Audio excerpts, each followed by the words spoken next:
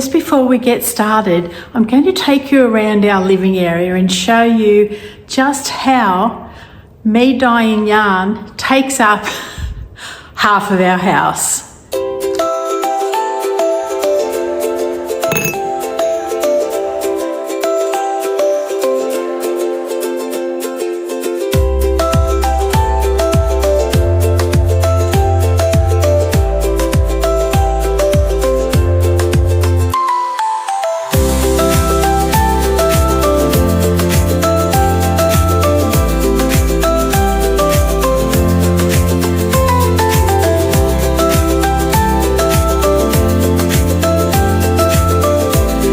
Then the skeins come with me over to the dining room, where I place them along with my colour charts and list of things that I need to dye. So I've got 20 skeins I need to do in this session. What I mean by session is when I've got the pans and all the equipment out on the bench. When it goes and gets packed away, that's the end of that session.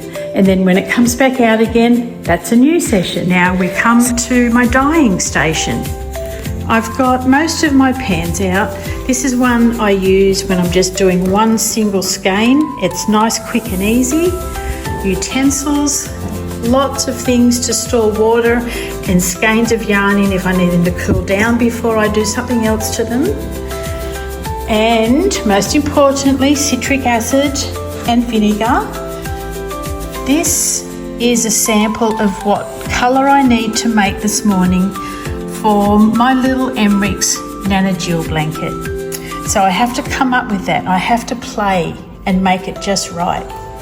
Then down here you'll see I've got leftover dyes. So I try to use them up when possible.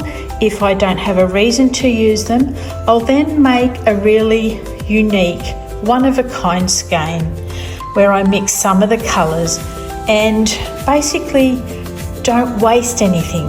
I don't let any dye go to waste. I use gloves at times. I reuse gloves as well. So I'll use this one again if I'm using a very, very dark colour. I don't like to waste those either. They're not single use in my household. Then I have paper towel. So I use a little bit of paper towel to dip into a colour just to get a good idea as to what that is. I get 2 jugs boiling on the go, 1 and 2. Because we have solar panels, it is very economical for me to use electricity. Okay. And I've got my buckets. They're used for pre-soaking, washing and rinsing. All right, let's get these jugs on the boil,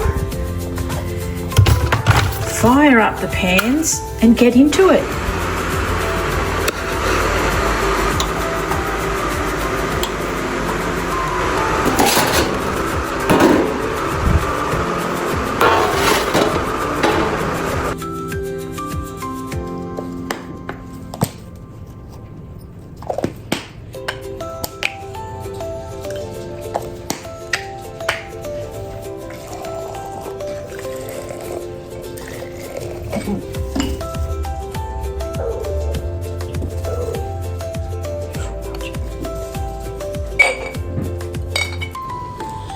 So from these 3 samples, you can see that the middle one, which is called Dingo, is the one that matches this.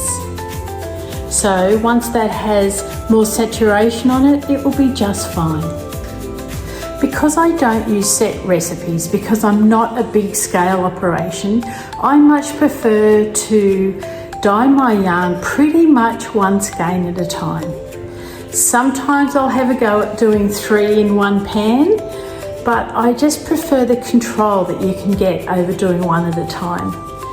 This hand dyeing yarn business for me is very much about the process and how much I enjoy doing it. And then selling it to you ladies is also another joyful process. But what I was getting to here is you've seen how I need to do up some little samples to see which colour I'll use. Then I'm left with these other two colours, and this is how I do my leave no dye behind.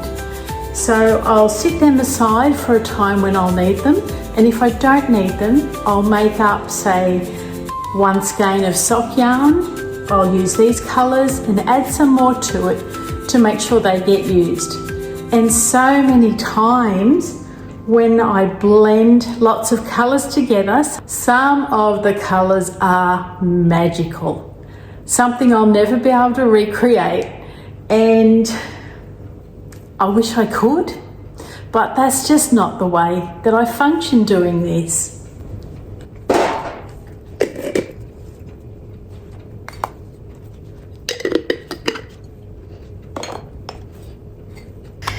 Okay, first up is 3 skeins of sock weight yarn.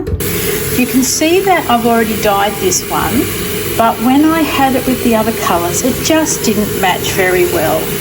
So I'm over dyeing it into a brighter ochre red colour. Alright, so I'm just dampening up these skeins before I put them in the dye pans. I'm using my single only pan for these 3 because I need to do them individually. And the thing to do here is to start with the lightest colour and work towards the most saturated. That way you have every possibility of using up all the dye, and then you can reuse the water over and over again, along with the citric acid or the vinegar. All right, this first skein is simply going to have speckles on it. So you'll see lots of cream with just some of the speckles from the colour rye. So all I have to do is pop this in nice and even. The water is really, really hot because with speckles, you need your water to be hot so that the colour takes quickly. Now, in the dyes that I use, it has citric acid built in. So generally you don't need to add any extra acid of any sort, but you know, sometimes you do. So I'm just going to do a gentle sprinkle.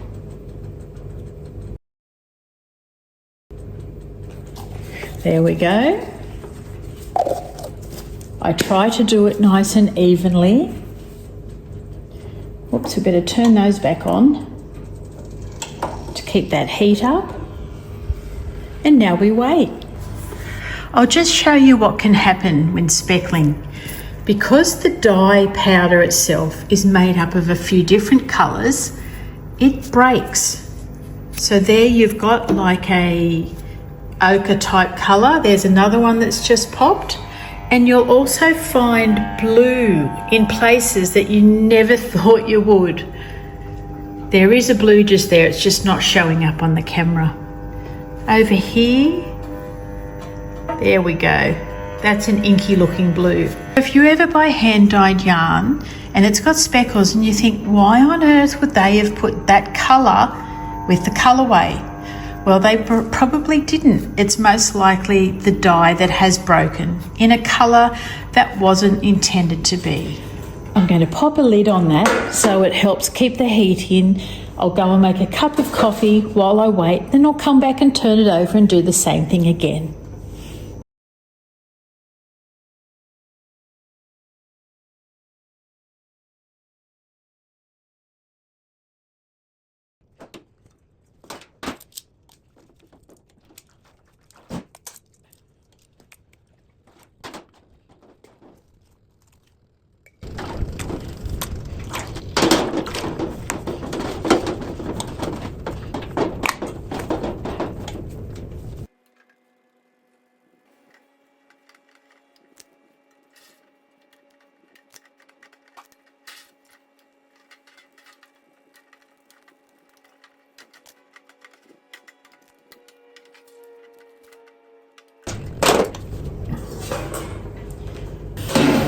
This yellow dye hasn't been completely absorbed, so what I'm going to do is add a little bit of acid to the water. I'll just pop the skein aside for a minute. It's just a tinge of yellow. I could have left it because the next colour I'm using is red, but I figure we may as well try and use it all up. There we go. It's nearly disappearing already. Heat and acid is what makes the wool absorb the dye and stay steadfast as well.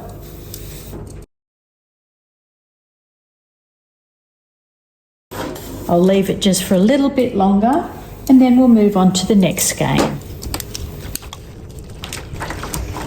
I do like making tonal skeins. I think they're much nicer than just the flat colour.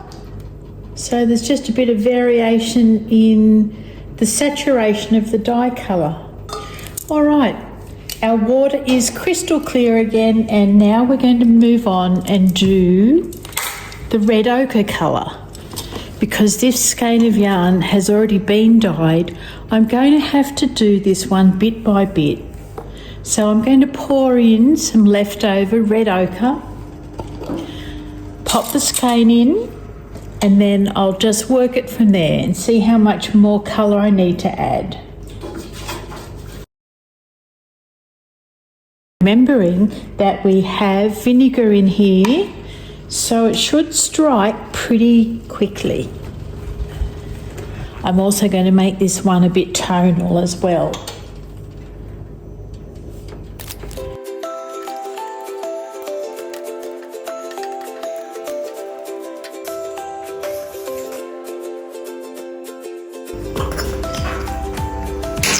There, that's brightened this skein up just nicely. It was just a bit dull and lacking in colour before. The water from this skein is so close to being done. I'll leave it just for a little bit longer because I intend on using this water again. I wash my hand-dyed yarn in the Earth's Choice wool wash.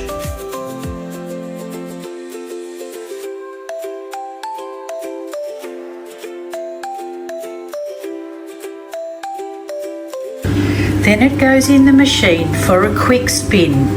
After drying the skeins, a lot of them end up like this with the big crease from where they were hanging, and the bottom can just look like spaghetti. So what I have to do is give them a good steam. You can see that starting to drop out already. So now you can see that the crease is gone, as has the spaghetti.